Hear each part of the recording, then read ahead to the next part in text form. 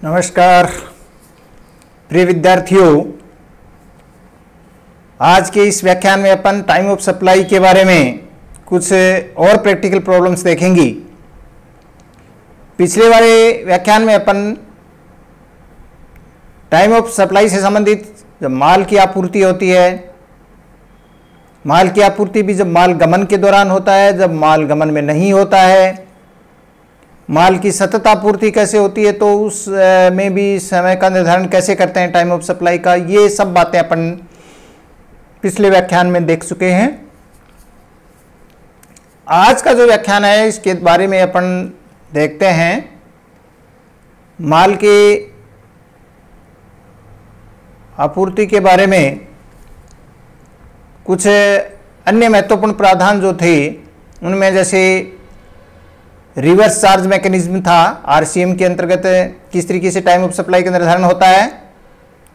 इसके बाद में सेल और रिटर्न के अंतर्गत किस तरीके से निर्धारण होता है टाइम ऑफ सप्लाई का।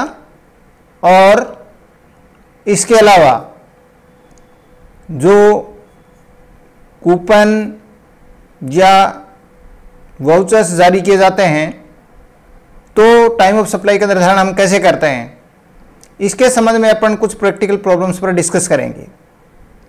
जो प्रावधान आपको बताए गए हैं उन प्रावधानों के अंतर्गत जो प्रैक्टिकल प्रॉब्लम्स आपके हो सकती हैं वो सब एक एक करके अपन डिस्कस करेंगे। तो आज के व्याख्यान में अपन एक ऐसी प्रॉब्लम लेते हैं जो कि रिवर्स चार्ज मैकेनिज्म विपरीत प्रभार से संबंधित है। एक अपंजीकृत व्यापारी है X, वो एक पंजीकृत व्यापारी Y को माल की आपूर्ति करता है। निश्चित रूप से इस तरीके की आपूर्ति विपरीत प्रभार के अंतर्गत Y को टैक्स जमा कराना पड़ेगा। ये Y ही विपरीत प्रभार तंत्र के अंतर्गत कर भुगतान के लिए उत्तरदायी है। X द्वारा बीजक जारी करने और Y द्वारा माल प्राप्ति और भुगतान आदि के संबंध में विस्तृत विवरण आपको नीचे बताया गया है। तो ये आपको date of receipt of goods बताए गए हैं, date of invoice by the supplier बताए गए हैं, date on which payment is entered in the books and date on which payment is debited in the bank account. ये आपको 4 तरीके की डेट्स आपको दी गई हैं और इनके आधार पर आपको निर्धारित करना है कि रिवर्स चार्ज के अंतर्गत टाइम ऑफ सप्लाई क्या होगा। सबसे पहले अपन उन रूल्स के ऊपर फिर से जाते हैं, जो प्रावधान प्रोविजंस दिए गए हैं उनके ऊपर फिर से जाते हैं। रिवर्स चार्ज मैकेनिज्म के अंतर्गत जो टाइम ऑफ सप्लाई निर्धारित करने के क्या नियम हैं, इसके अंतर्गत अपने को ये ध्यान देना है कि जब माल प्राप्ति की तिथि क्या है, रिसीट ऑफ गुड्स यानी माल किस डेट को प्राप्त किया गया है, सप्लायर ने जो इनवॉइस जारी किया है यानी जो सप्लायर के द्वारा जो बीजक जारी किया गया है उसके बाद के 30 दिन के बाद की तिथि, यानी आपूर्तिकर्ता द्वारा बीजक जारी करने के 30 दिन के बाद की तिथि क्या आती है, वो तिथि अपने को देखनी है, नंबर 2। और तीसरी तिथि देखनी है भुगतान करने की तिथि। चूंकि Y तो भुगतान प्राप्त नहीं करेगा, ये अगर कहीं लिख दिया गया है तो इसको आप करेक्ट कर लेना। भुगतान प्राप्ति की तिथि नहीं होगी, भुगतान करने की तिथि होगी, क्योंकि जो Y होगा, जो सप्लायर लेने वाला होगा, वो तो भुगतान करेगा। तो भुगतान करने की जो तिथि है वो अपने को देखनी है। और भुगतान करने की तिथि के बारे में अपने का क्या नियम है कि भुगतान करने वाला के द्वारा बुक्स ऑफ अकाउंट्स में जो एंट्री की गई है, प्रविष्टि की गई है, उसकी तिथि या बैंक में पाने वाले व्यक्ति के नाम लिखा गया है, डेबिट किया गया है, वो तिथि में से जो पहले होती है उसको भुगतान की तिथि मानते हैं। बुक्स ऑफ अकाउंट्स में एंट्री करने की तिथि और बैंक में डेबिट करने की तिथि जो होती है वो तिथि में से जो पहले होती है उसको अपन भुगतान की तिथि मानते हैं। तो date of payment 1, date of receipt 2, receipt का है कि माल प्राप्ति की तिथि, और तीसरी है आपूर्तिकर्ता यानी सप्लायर के द्वारा बीजक जारी करने के बाद की 30 दिन के बाद की तिथि। तो इनमें से जो पहले होती है वो डेट टाइम ऑफ सप्लाई होगी। जैसे पहले के अंदर का अपन लिखते हैं डेट ऑफ रिसीट हुई 13 मई।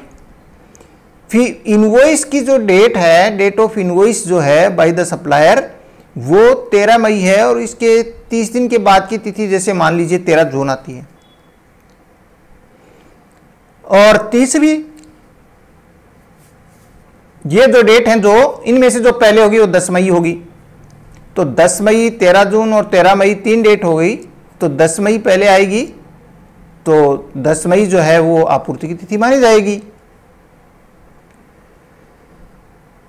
ये बात है। तो ये जैसे आपको ये बताया गया है, तो डेट ऑफ रिसीट इसके अंदर जैसे 13/5 है, 30 डेज के बाद में जैसे 13/6 आती है, और इन दोनों में से जो पहले है वो 10/5 आती है, तो टाइम ऑफ सप्लाई क्या हो जाएगा, 10/5 हो जाएगा। तो इस तरीके से ये हमारा पहला हुआ आंसर 10/5। इसके बाद में 18 जून वाला सेकंड वाला है, तो date of receipt of goods 18 जून हो गया। इसके बाद 8 मई की अपन आगे करते हैं, तो 8 जून आता है, और फिर 3 जुलाई और 5 जुलाई में से 3 जुलाई आता है। तो ये 3 डेट आई, 18 जून, 8 जून और 3 जुलाई। तो अपन ये कह सकते हैं कि इनमें से जो नेक्स्ट डेट आती है वो 8 जून आती, क्योंकि तीनों में से जो सबसे कम होती है 18 जून, 8 जून और 3 जुलाई। तो इनमें से सबसे पहले आएगी 8 जून, तो 8 जून हो जाएगी टाइम ऑफ सप्लाई। नेक्स्ट है 8 मई, 4 मई, 10 और 12। तो पहली डेट होगी 8 मई, दूसरी होगी 4 जून, तीसरी होगी 10 और 12 में से कम यानी 10 मई। तो 8 मई, 4 जून और 10 मई, पहले कौन सी, 8 मई, तो 8 मई होगी टाइम ऑफ सप्लाई।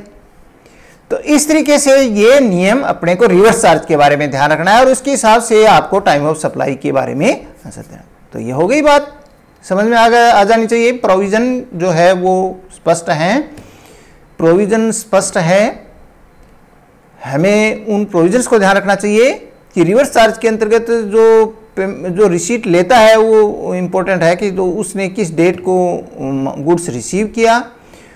जो सप्लायर व्यक्ति है उसने जो बीजक जारी किया उसके 30 दिन के बाद की क्या तिथि आती है, और सप्लाई लेने वाले ने पेमेंट किस डेट को किया, और इनमें से अपने को जो पहले वाली डेट है वो लेनी होती है। इस हिसाब से अपन ये निर्धारण करेंगे। दूसरी एक प्रॉब्लम लेते हैं अपन, दूसरी प्रॉब्लम लेते हैं। ये जो प्रॉब्लम है ये सेल और रिटर्न वाली है।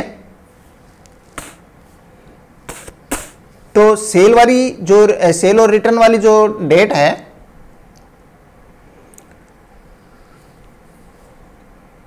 इसमें टाइम ऑफ सप्लाई क्या होगा,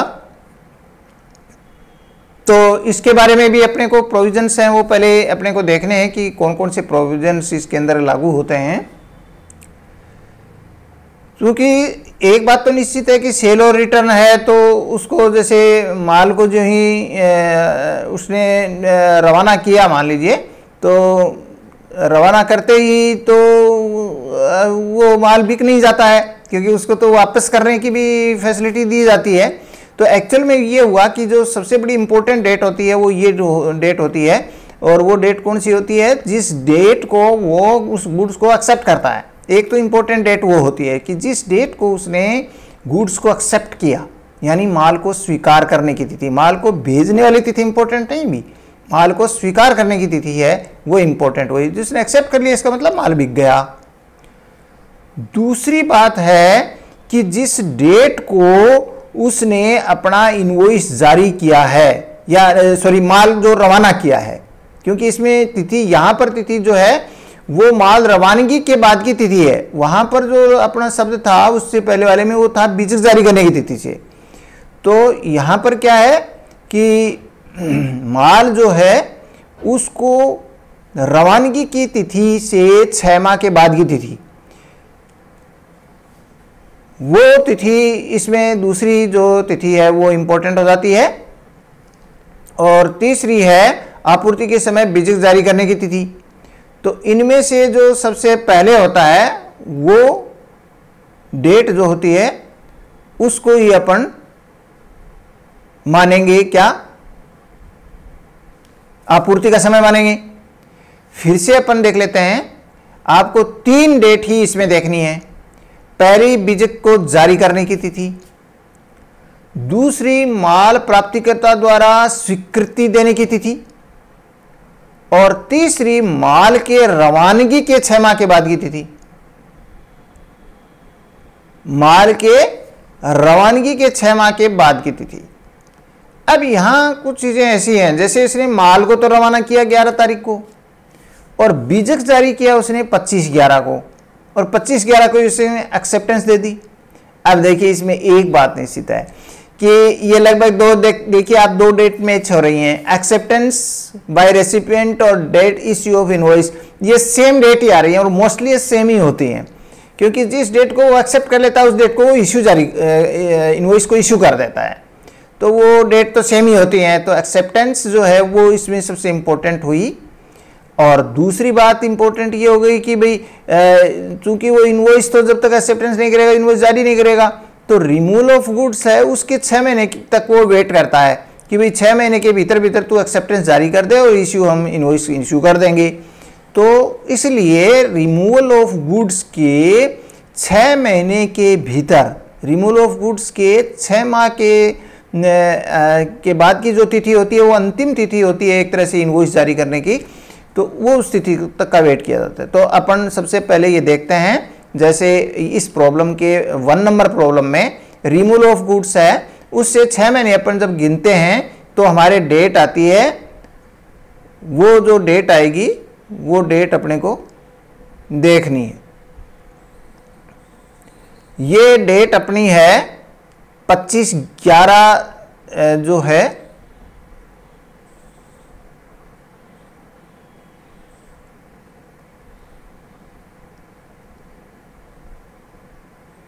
ये इश्यू ऑफ इनवॉइस का है। इश्यू ऑफ इनवॉइस क्या है 25/11 की, और स्वीकृति 25/11, और रवानगी के 6 माह के बाद की डेट आती है 11/5/19। 11/5 को, क्योंकि 11/11 के बाद में जब अपन डेट करते हैं तो वो 11/5/19 आती है। तो अपन ने पहला कॉलम अपने इश्यू ऑफ इनवॉइस का लिया है, दूसरा एक्सेप्टेंस लिया है तो वो डेट भी सेम है, स्वीकृति की तिथि भी सेम है, और रवानगी के 6 माह के बाद की तिथि आती है 11/5/19।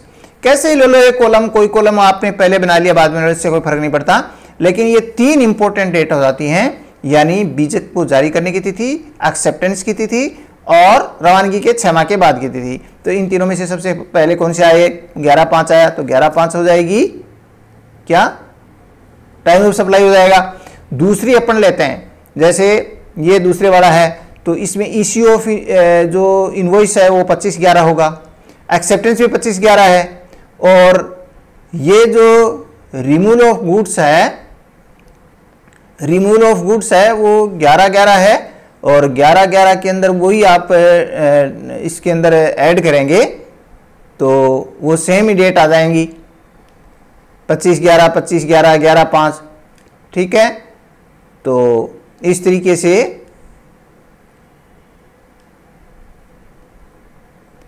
ये जो है वो 5/11, 25/11 ही जो डेट है वो सेम डेट हो जाएगी, तो इसमें कोई फर्क नहीं पड़ा, सेम ही बात है।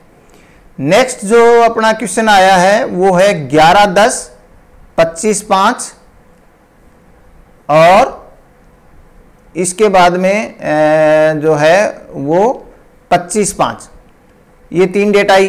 तो इसमें इनवॉइस प्राइस 25/5 का हो जाएगा, इनवॉइस जो है इश्यू ऑफ इनवॉइस है, इसके बाद एक्सेप्टेंस भी 25/5 का हो गया, और इस 11/10 के अंदर अपन जोड़ेंगे तो डेट आएगी वो 11/4 आएगी।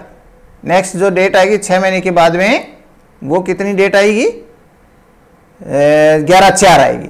तो अब इन तीनों में से सबसे पहले कौन सी हुई, 11/4 हुई, तो 11/4 आपकी टाइम ऑफ सप्लाई हो जाएगी। तो ये तो सिंपल सी बात है जो आपको ध्यान में रखनी है, लेकिन प्रोविजन अपने को ध्यान में रखने पड़ेंगे कि भी सेल और रिटर्न की स्थिति में जो है वो अपने किस तरीके से कैलकुलेट करते हैं। यहाँ पर सेल और रिटर्न के अंतर्गत तो मोस्टली ये होता है कि बीजक जब जारी करने वाली बात होती है, चूंकि रिवर्स चार्ज के अंतर्गत तो बीजक क्या होगा, तो बीजक जारी कर देता ही है वो जब सेल करता है तो, और उसके 30 दिन के बाद की तिथि देखते हैं क्योंकि वो रेसिपिएंट के हिसाब से। यहाँ पर यह डिफरेंस ध्यान रखना, यहाँ पर चूंकि वो बीजक तो जारी ही बाद में करता है जब रेसिपिएंट द्वारा एक्सेप्टेंस दे, इसलिए जब उसने माल रवाना किया उसके 6 महीने की तक का वेट करते हैं कि 6 महीने के भीतर उसकी जो अंतिम तिथि होती है एक तरह से बीजक जारी करने की, वो तिथि आ जानी चाहिए। तो उसको अपन माल के रवानगी से 6 माह के बाद की तिथि लेते हैं, तब तक बीजक निश्चित रूप से जारी हो जाना चाहिए। यदि पहले बीजक जारी हो गया तो फिर पहले वाली डेट ले देते हैं। तो ये सेल और रिटर्न के बारे में ये अपना जो है वो इस क्वेश्चन के अंतर्गत अपन ने देखा। इसके बाद में अपन नेक्स्ट क्वेश्चन लेते हैं, ये क्वेश्चन नंबर जैसे 7 अपना है। ये जो क्वेश्चन है ये क्वेश्चन है अपना वाउचर्स जारी करने के बारे में।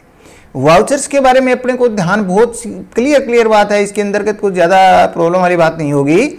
वाउचर्स के बारे में क्या ध्यान रखना होता है कि यदि वाउचर जारी करते समय वो आइडेंटिफिएबल है तो इसको आइडेंटिफाई कर सकते हैं कि वो वाउचर किसके संबंध में है, तो वाउचर जारी करने की तिथि हो जाती है टाइम ऑफ सप्लाई। लेकिन यदि उनको पहचान नहीं की जा सकती कि वो जनरल रूप से ऐसे आइटम है, पता नहीं है कि पर्टिकुलर कौन सा आइटम होगा वो उसके वाउचर में खुलेगा, तो ऐसी स्थिति में ही फिर जो है वो जिस डेट को उनका रिडम्पशन किया जाता है, जिस डेट को उनको एनकेस करवाया जाता है, जिस डेट को उनका पेमेंट लिया जाता है, एक तरह से उनका शोधन होता है, उस डेट को जो है वही उसकी टाइम ऑफ सप्लाई माना जाता है। ये जो क्वेश्चन है इसके अंतर्गत एक जूते बनाने वाली कंपनी है और वो कंपनी जो है उससे एक एबीसी लिमिटेड ने कुछ वाउचर खरीदे हैं कर्मचारियों के लिए। तो कर्मचारियों के लिए वाउचर खरीदे और इनके ऊपर 24/4/19 अंकित है और ये उसने जारी किए थे, पीक्यूआर लिमिटेड ने, जो जूते बनाने वाली कंपनी है, उसने 26/4 को ये वाउचर जारी किए। तो 26/4 को इसने जो वाउचर जारी किए हैं, तो वाउचर जारी करने की तिथि 26/4 हुई। अब यहां पर ये देखना है कि ये जो वाउचर जारी किए गए वो पहचान योग्य हैं क्या। बिल्कुल साफ है, जूते बनाने वाली कंपनी है, वाउचर जारी किए हैं, तो वो इन्होंने कह भी दिया कि उनके जो जूतों के जो फुटकर जो भंडार है, रिटेल शोरूम है, उनसे उनको भुनाया जा सकता है, रिडम्पशन करवाया जा सकता है इनका। तो इसमें फिर कोई संदेह वाली बात ही नहीं है, ये पहचानने योग्य है, यानी उनसे जो प्राप्त होंगे वो शूज ही मिलेंगे। तो ये पहचान योग्य होने के कारण से उनकी जारी करने की तिथि यानी 26/4/2019 ही क्या होगी, टाइम ऑफ सप्लाई होगी। ये हमारा जो उस रूल के मुताबिक हमने इसकी टाइम ऑफ सप्लाई 26/4/2019 करेंगे।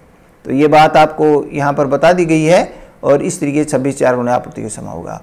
नेक्स्ट वाला जो क्वेश्चन है ये भी अपने वाउचर्स की आपूर्ति के संबंध में ही है और ये जो वाउचर्स की आपूर्ति के संबंध में है इसके बारे में इसने कहा कि खाद्य सामग्री के कूपन बेचे गए और वे किसी भी खाद्य सामग्री के किसी भी विभिन्न स्टोर्स खुले होते हैं, उनमें से किसी भी स्टोर से उसको एनकैश करवाया जा सकता है।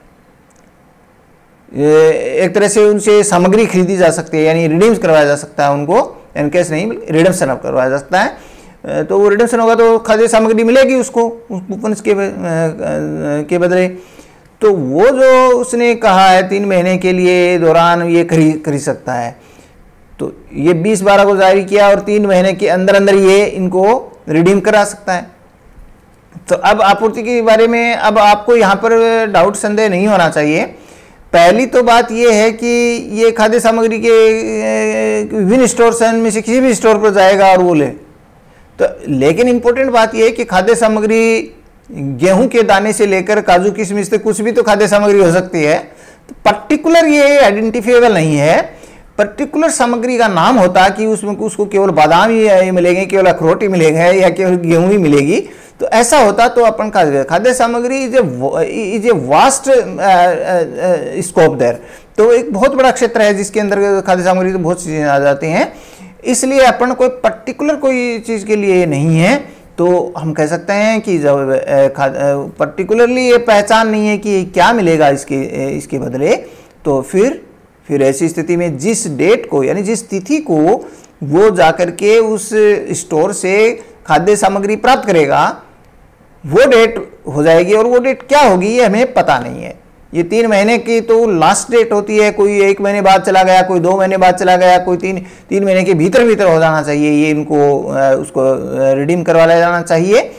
तो हम ये कह सकते हैं कि इन 3 महीने की अवधि के दौरान जब भी इनसे जो है उस स्टोर पर जाकर के कोई भी खाद्य सामग्री प्राप्त करेगी वही डेट इसकी टाइम ऑफ सप्लाई हो जाएगी। तो ये जो है वो अपने को खाद्य सामग्री इसके बारे में अपन ने देख लिया कि कूपन या जो होते हैं वाउचर्स जारी किए जाते हैं, तो ऐसी स्थिति में टाइम ऑफ सप्लाई क्या होगा ये अपने को क्लियर निर्धारित ध्यान में रखने की बात होती है। तो ये अपन ने आज के व्याख्यान में ये इम्पोर्टेंट इसके एस्पेक्ट माल की सप्लाई के संबंध में थे, जो आपूर्ति के संबंध में सेवा इसका आपूर्ति का समय निर्धारित करने के बारे में थे। बचे हुए कुछ एस्पेक्ट थे जो अपन ने आज डिस्कस किए, उनसे संबंधित प्रैक्टिकल प्रॉब्लम्स को अपन ने देखा। तो इसके अंदर जो है वो रिवर्स चार्ज वाला जो है वो इसमें आ गया, सेल और रिटर्न का आ गया, और वाउचर्स की सप्लाई के बारे में टाइम ऑफ सप्लाई निर्धारित करने की बात आ गई। तो ये आज की इस व्याख्यान के साथ ही अपने ये महत्वपूर्ण जो एक पार्ट है इसका कि जब माल की आपूर्ति का समय कैसे निर्धारित करते हैं, ये एक महत्वपूर्ण एस्पेक्ट इसका आज हमारा ये पूरा होता है। इसके अपने न्यूमेरिकल क्वेश्चन से अपन ने कर लिए हैं, कुछ अपन ने पहले किए थे, कुछ 4 इसमें आज देख लिए हैं अपन ने। नेक्स्ट जो व्याख्यान होगा अपना वो सेवा की आपूर्ति के संबंध में जो कुछ प्रैक्टिकल प्रॉब्लम्स हैं उनको अपन डिस्कस करेंगे कि सेवा की आपूर्ति के समय में किस प्रकार से सेवा की आपूर्ति की स्थिति में आपूर्ति का समय निर्धारित किया जाता है, वो अपन अगले व्याख्यान में देखेंगे। नमस्कार।